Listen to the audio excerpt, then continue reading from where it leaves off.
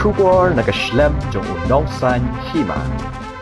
Menteri Badai Pejak Tnat Klau jong kejela James P Sangma hanek sengi habai keren berkilat petai kubur hakamrat rekam jong halor gejing syak penyap jong kimrat Klau ha kejela ulaong kani barok kadai nak kadau bagi pulit jong Tnat kim don ni Tiar Siat makin pendon kam hanrei nak liang jong Sorkar menjaga kenti kadon ya katong ban ai Tiar Siat no ya ki pulit ap Klau kena mikin la benyada ya kimrat lada don manu bawan Siat tu yaki Shushu uni menteri ulaya turo bakadau baki pulit jong Tnat Klau kim don ni Tiar Siat kadai ngaki por ke bamenswa ki kanon kai Klau ki syak tombor ki bat kni ya ki Tiar ba kini ki pulit ki pendon kam Shushu ula ongru bana kaleng jong Sorkar kanam ailat bakum kini ki kam kin ya jia kam tam hakaban Siat piap ya ki merat Klau ki bala jandu jaj ula ongru bakajaka kal hebha bat habai dei bat ki brio ki bangi ngidon ki dei tang khandiat dei na kata kadau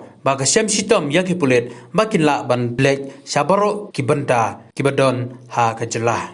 Yes, as and when we get reports of such kind of instances where animal species, fauna are being trafficked, we are taking immediate action. As you must already be aware, very recently there have been many seizures done by the wildlife wing, and we are always very constantly on the watch regarding this. And again, I want to iterate that we have zero tolerance for any such kind of illegal activities.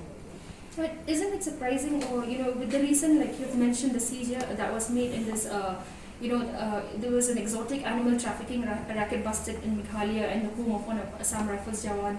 So it's quite surprising to see, that such a huge amount, and is it because there's not proper kind of patrolling being done, or what is exactly the reason behind this? See, this is something that requires a lot of resources. The area of operation is very large, and when we look at the kind of manpower that is available with us to really go into each nook and corner to start identifying, it's a very difficult task. But nonetheless, we have an intelligence network which is gathering information, which we receive information from sources here and there. Immediately we act on those kind of tip-offs, and they get into action to take action on that. But again, to repeat, it's not easy because the area of operation is very big and our resources are limited. Sir, supplementing my colleague's question, what about arming the forest officials to fight the poachers? Is there any attempt? Yes, this was, if you recall, in the past there was an incident where certain militant outfits, they stormed into a reserve forest and they snatched away the arms which were originally given to the forest guards in those days. After that, because of the militancy that was taking place all over the state, especially in Garo Hills, it was decided to discontinue with the forest guards having these kind of arms and weapons with them, because they would, the rampancy of militancy was at its heyday in those days.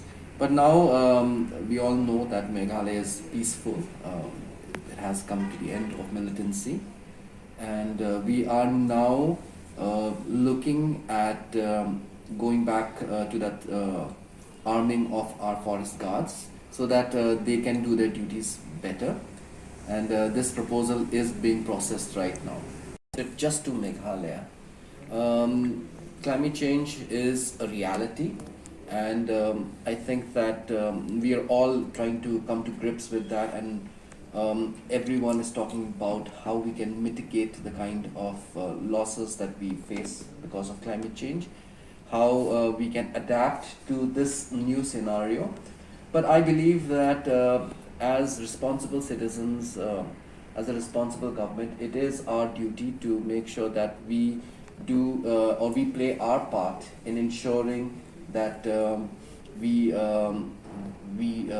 make sure that the kind of destruction that is taking to our flora and to our fauna, we reduce it, we control it, and we play our part in making sure that at least from our state, be it a very small, although we are a very small state, it is I think our responsibility to make sure that we join the fight against climate change. Mining is not under the department, when it comes to coal, because coal is a major mineral, so that comes under the mining department. But we are looking at how we can rejuvenate our rivers. So there's a river rejuvenation program that we want to bring in so that we can revive our rivers. Those are serious efforts that we are putting in from the government side. And in any case, there are many, I believe, checks and measures that have already been put in place to ensure that such kind of leakages of acid into our river sources comes down and is reduced.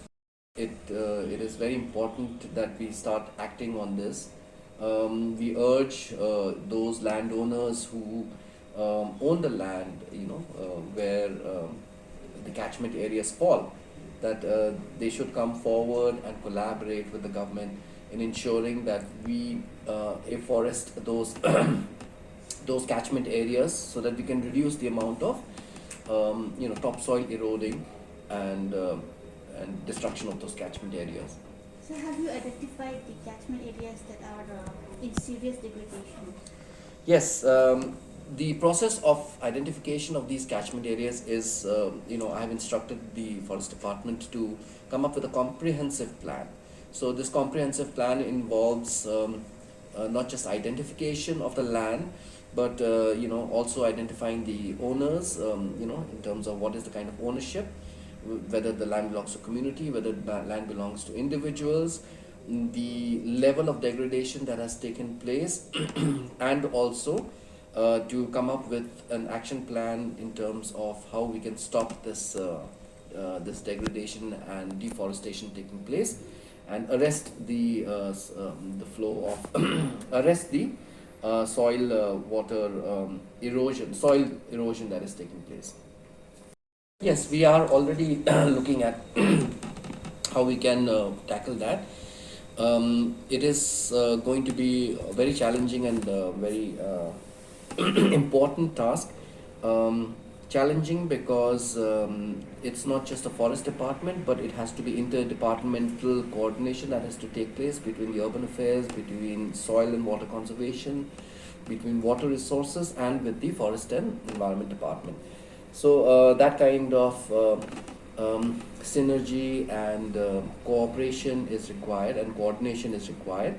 So it's not an easy task, but we are on the job, and we hope that that this will be a very welcome step, and eventually in the future we'll see that we reverse this sort of degradation that is taking place.